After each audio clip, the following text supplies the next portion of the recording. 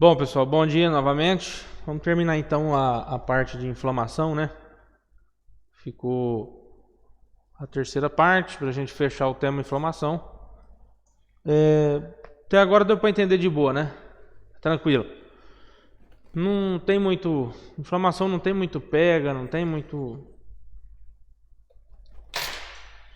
Não é um quebra-cabeça muito grande de montar, não. Tá? Hoje a gente vai focar mais na parte da inflamação crônica. Falamos bem da inflamação aguda na última aula, né?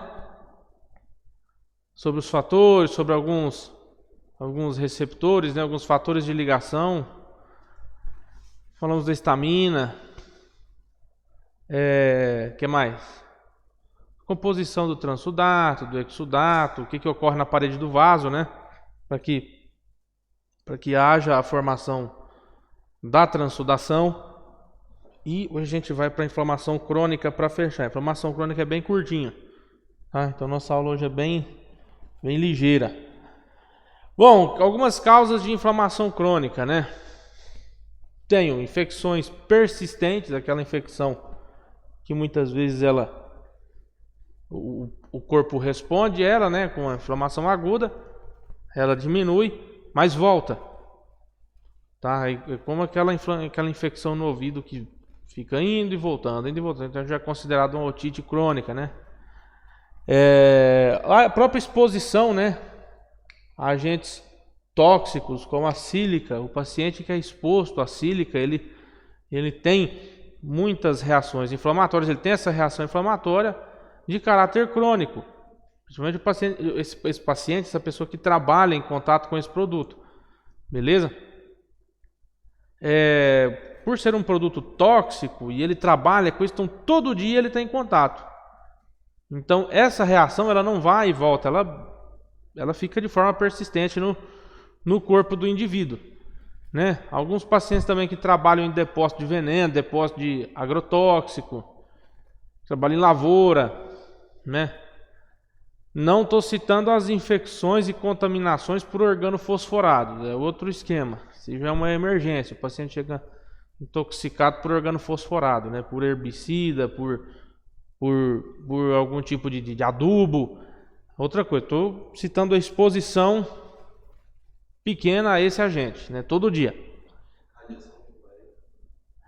A radiação também, depende do grau de radiação, né? O paciente é um paciente inflamado. Beleza? E a própria autoimunidade, as reações autoimunes, né? Nós temos aí síndromes que provocam reações autoimunes, né? Um exemplo da própria tireoidite de Hashimoto, né? Uma reação autoimune, onde, dizemos assim, entre aspas, a própria tireoide danifica a tireoide, né? Então, entra como também uma inflamação crônica. Nós temos aqui infiltração de células mononucleares, né? Dentro da inflamação crônica funcionaria como você tem o macrófago como uma célula dominante na inflamação crônica, beleza? Você tem o monócito, só que o monócito a vida dele é muito curta dentro do processo de inflamação crônica. O monócito tem aproximadamente um dia, né, de vida dentro da inflamação crônica, mas o macrófago não. O macrófago ele pode ficar ali vários meses até anos dentro desse processo inflamatório aí, dessa situação, tá? Eles são ativados pela quimiotaxia, né, pelas citocinas, pelas endotoxinas bacterianas, meio similar aqui essa ativação igual da inflamação aguda. O que muda aqui é o perduramento de tempo, beleza? Só que o que acontece? Esse macrófago vai secretar produtos biologicamente ativos. O que acontece? Se essa secreção desses produtos biologicamente ativos não for controlada, esses produtos eles fazem uma própria lesão no tecido, tá? E fibrose. Por isso que a inflamação crônica tem a característica de ter fibrose. Onde tem inflamação crônica tem fibrose. Onde lesiona, cicatriza, lesiona, cicatriza, lesiona, cicatriza, tem fibrose. Por exemplo, do fígado, da cirrose. O fígado cirrótico é um fígado fibrosado, é um fígado que lesiona e sara. Lesiona e sara. Beleza? E também na inflamação crônica nós temos também o restante da galera lá, tá? Temos linfócito, eosinófilo, mastócito. Beleza? Mas quem predomina mesmo aqui, que tem a maior longevidade, ainda é o macrófago, na inflamação crônica. Certinho? Vamos lá. Então aqui eu tenho duas lâminas. Onde eu tenho essa primeira lâmina, uma lâmina do pulmão, né? Uma inflamação crônica no pulmão do paciente. Você tem aqui um alvéolo normal sendo substituído, né? E você tem também na lâmina de baixo uma inflamação aguda, né, do pulmão. O que eu consigo ver? Que na inflamação crônica eu não tenho esses espaços, esses vasos sanguíneos congestionados, tá? Dentro do pulmão, que está me diferenciando é isso aí, que eu não tenho essa vasculatura congestionada, tá? E aqui eu tenho um câmbio de epitélio, já uma substituição. Isso é pela própria fibrose, né? Pelo próprio processo de fibrose. Beleza? A inflamação granulomatosa, né? O que acontece aqui? Nessa situação, nós temos uma reação, né, também, uma reação inflamatória crônica, só que um pouco diferente. Aqui eu tenho um acúmulo de macrófagos ativados que vão desenvolver uma aparência epitelial. Em que situação que eu vejo isso? Na tuberculose, tá? Doença da arranhadura do gato. Isso aqui, ó. Pra vocês terem uma ideia do que eu tô falando.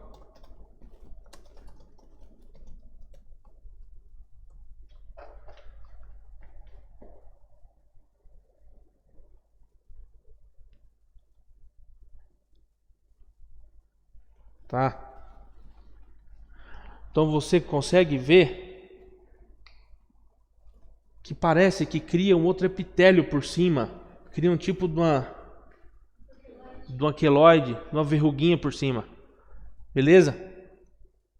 Essa é a doença da arranhadura do gato, ó. Não dá para não bater o olho, confundir isso aqui com alguma micose, com algum fungo de cara. Ok? Temos também o próprio linfogranuloma inguinal. Vocês já viram o linfogranuloma inguinal?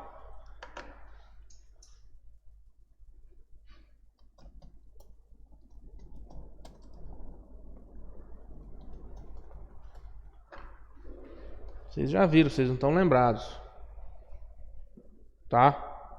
Ou o linfogranuloma venéreo, beleza? Isso que provavelmente vocês já viram na escola, lá em alguma aula de biologia. Tranquilo? Tá? Então você tem um aspecto mais denso, um aspecto meio fibrosado também. Beleza? Se você parar e olhar, tem semelhança o tipo da lesão o da arranhadura do gato. Parece aquela queloide. Beleza? Tá vendo? Vocês já viram o linfogranuloma, vocês não estão lembrados.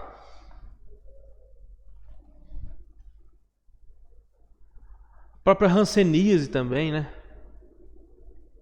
Vamos ver como é que fica a hanseníase? Aproveitar a viagem.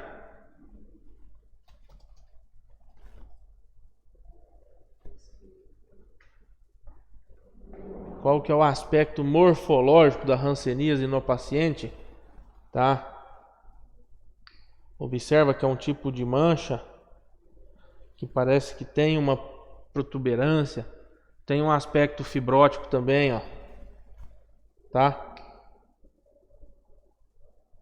Característico de enfermidade de hanseníase. Beleza? Então, são inflamações crônicas. Também que a gente vê o trabalho que dá para curar hanseníase. O protocolo de hanseníase é meses de tratamento. Tá? O paciente sofre demais, vence muitas vezes o paciente pelo cansaço, igual tuberculose. Tuberculose, protocolo aí, dependendo do lugar, 4, 6 meses de tratamento. Tá? Ok? Sífilis, beleza? O próprio granuloma, né? Um agregado de macrófagos semelhantes a epitélios cercados por um colar de leucócito, principalmente linfócito e alguns plasmócitos, como a gente viu ali, né? Bom, podem ser granulomas de dois tipos. Pode ter o granuloma de corpo estranho, o próprio nome já fala, né? Provocado por um corpo estranho, contato com talco, né? Algum tipo de pó desse tipo, né? Matérias que são grandes o suficientes para não serem fagocitadas. Então, meio que essas células englobam, encapsulam esse corpo estranho e formam um granuloma em volta dele. Beleza? A célula não consegue fagocitar um grãozinho de talco daquele, então encapsula ele. E o granuloma imune, né? O granuloma imune é causado por micro-organismo que não é solúvel, né? No caso da tuberculose, você tem o bacilo, né? O bacilo causa esse tipo de granuloma, né? Chamado de tubérculo. Tranquilo? Por isso que na tuberculose você consegue observar aquele aspecto cavernoso, bonitinho, que parece com um anelzinho em volta, tá?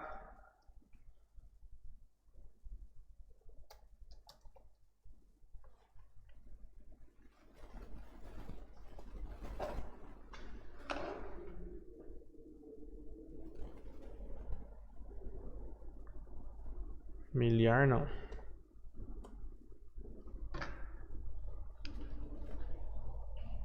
Miliar é outro rolê. Beleza? Você consegue ver um anelzinho, muitas vezes, bem delimitadinho, ó. Esse aqui tá meio grande. Beleza? Então, tuberculose não é uma infecção de caráter agudo no meu paciente, não.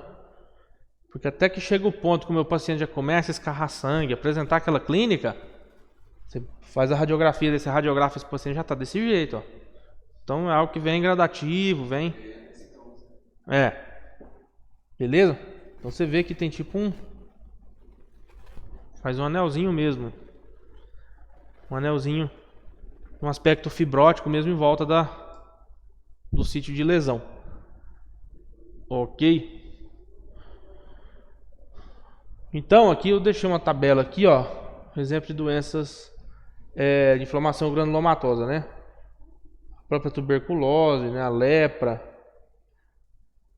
né? Sífilis, a sarcoidose, né? Doença da arranhadura do gato. E como que o tecido reage, né? Beleza? Essa tabelinha eu não vou comentar, não. Vocês lerem em casa de boa, com o tempo, com a cabeça mais fresca, mais recuperado das provas. Tranquilo?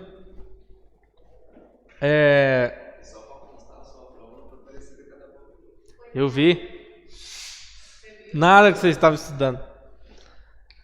E aqui a gente tem doença de Crohn também, né? A doença de Crohn é uma reação contra algum tipo de bactéria que está no intestino ou autoantígeno, né? O paciente sofre muito, intestino irritado, o paciente tem muita diarreia, tem muita dor. Beleza?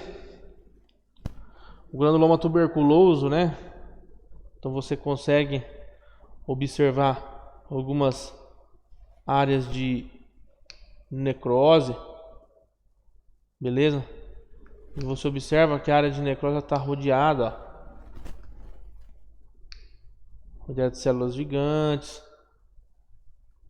células de Langerhans, beleza?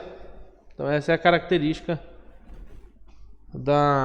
do granuloma tuberculoso, né? Esse acúmulo celular faz esse aspecto de anel por fora do sítio de lesão. Qual que é o efeito sistêmico da inflamação? Agora aqui no geralzão, né? O efeito sistêmico, o clássico primeiro que vai ativar a febre, né?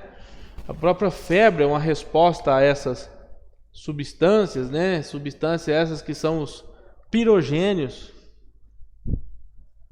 que vão estimular a síntese de prostaglandina no hipotálamo. O hipotálamo é o termostato do corpo que vai regular a temperatura. Beleza? Então por isso que esse meu paciente cursa com febre em resposta à inflamação. Fechou?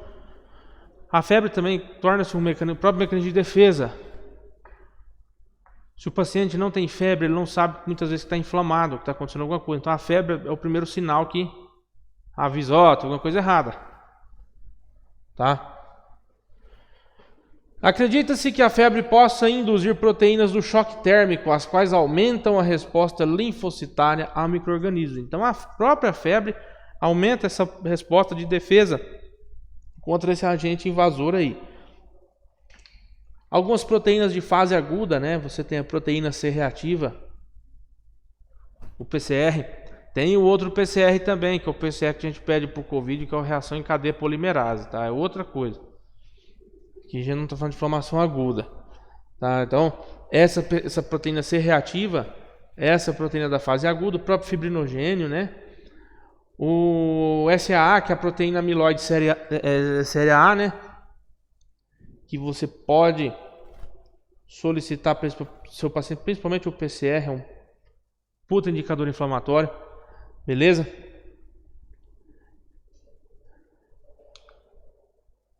A leucocitose, outro fator que aparece também lá no hemograma do seu paciente, né?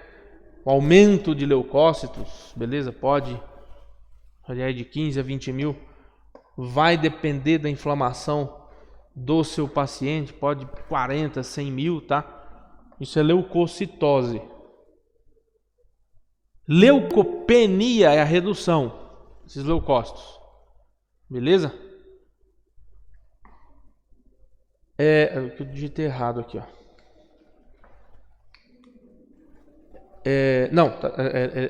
Neutrofilia. Neutropenia é a redução dos neutrófilos. Neutrofilia é o aumento. Beleza? Então, neutrofilia, clássico achado no hemograma do paciente inflamado, tá? Aumento do número de neutrófilos, beleza? Mononucleose.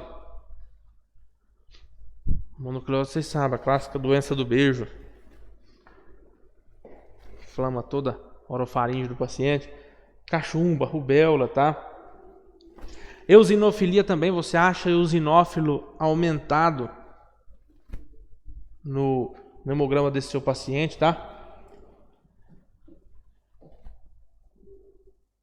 Indicador de asma, rinite, altera muito nesses tipos de inflamação, tá bom? Algumas infecções parasitárias também. E outros sintomas, né? Outros sinais e sintomas que são comuns no paciente inflamado é a própria taquicardia. A taquicardia já vem ali de brinde com a febre, beleza? O paciente com febre é um paciente taquicárdico, tá? Aumento da pressão arterial, sudorese, os tremores, né? Aquele calafrio, anorexia, o paciente perde o apetite, beleza? O paciente é um paciente mais sonolento, o paciente está mais fraco, está mais debilitado. Por isso que esse paciente é importante você manter a boa hidratação dele. Fechou? E aí nós temos a sepsis, né? A sepse já é outra coisa, é aquela infecção disseminada, né? A septicemia, aquela infecção que já saiu um pouco do controle, caiu para a corrente sanguínea, foi para o corpo todo, e aí o paciente cursa com uma alta produção de citocinas, né? Essas citocinas, quando muito elevadas, podem ocasionar uma patologia no meu paciente que chama CID, que é a coagulação intravascular disseminada. Então um paciente que está lá em septicemia, do nada começa a cursar com uma chuva de êmbolos, êmbolo para tudo quanto é lado. O cara dá tromboembolia pulmonar, pode dar AVC, pode infartar, beleza? Por causa dessa coagulação intravascular disseminada. Ou também o cara pode cursar com lesão hepática. O paciente cursa com lesão hepática, fica difícil já a manutenção da glicose sanguínea dele. O paciente com lesão no fígado é um paciente complicado, porque a medicação já não começa a fazer efeito como deveria, porque o fígado que metaboliza toda aquela medicação. Então você pifa a usina metabólica dele ali. Então a medicação que você passar para ele não vai responder como deveria. Beleza?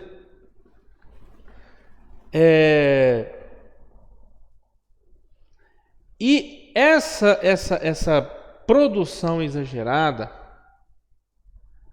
dessas citocinas, fazendo meu paciente ter um quadro de descompensação hemodinâmica, de vasodilatação, faz com que o meu paciente curse com uma insuficiência cardíaca e queda da pressão arterial, consequentemente. Beleza? Aí o meu paciente começa a entrar em choque. Aqui no caso é o choque séptico. Beleza? O cara do choque séptico não é o cara que morre dentro do pronto-socorro, não. O cara do choque séptico é o cara que geralmente morre dentro da UTI. Exemplo. Aquele paciente que sofreu um acidente de trânsito, teve lá uma evisceração, né? Saiu tripa para fora ali, foi socorrido. Aquilo sujou, contaminou tudo. Por mais que há uma boa limpeza lá no centro cirúrgico, corre-se o grande risco de aquela infecção aquilo infectar e virar uma sepse. Então esse paciente é o cara que vai lá para a UTI. A sepse seria então uma infecção depois do pós-trauma? Não, é uma infecção generalizada. Pode ser de trauma, pode estar vindo lá do rim. O que pode causar sepse? Vamos botar um exemplo aqui. O camarada tem um cálculo renal. Bom, esse cara do nada começa a tomar aquela chazeira para aquela pedra descer. Aquele cálculo ser expelido. Só que o cálculo está muito grande. O cálculo chega no ureter e tranca o ureter. Beleza. Aquele rim não vai conseguir mais jogar aquela urina para fora. Aquele filtrado dele para a bexiga. Esse paciente vai entrar em hidronefrose. Esse rim vai acontecer o quê? Infeccionar. O rim não está conseguindo jogar essas impurezas para fora. O paciente começa a cursar com a pielonefrite aguda. O cara começa a se automedicar. Paracetamol, ele tem uns antibióticos na casa dele, ele sentiu uma dorzinha no rim. Ele está acostumado com aquilo lá, por causa daquela pedra, começa a se automedicar. Aquela medicação começa a mascarar aquilo tudo. Até que um dia, esse paciente em casa, ele começa a convulsionar de febre. Convulsionar. Delirar mesmo de febre. Chega no hospital com uma pressão de 8 por alguma coisa, 130 e tantos batimentos por minuto, com a febre de 39 ponto alguma coisa. Sudoreico. gelado. Não, gelado não, o cara tá com febre, o cara do acidente. Com aquela febre, então o paciente chega chocado. Chega sudoreico, chega taquicárdico, chega pálido, hipotenso. Esse cara assim é o cara que pode chegar no pronto-socorro chocado, por causa da infecção no rim. Beleza? E pode também o acidentado dar um choque séptico depois, por causa de uma contaminação externa ali da rua ali, que caiu dentro do machucado dele. Fratura exposta. A própria cirurgia pode infectar. Beleza? Então, quando eu falo isso aqui, ó, septicemia, o termo septicemia é que a infecção já caiu na corrente sanguínea. Sepse, ela está generalizada. O choque séptico é a complicação dela. Fechou? Alguma dúvida? De boa, né?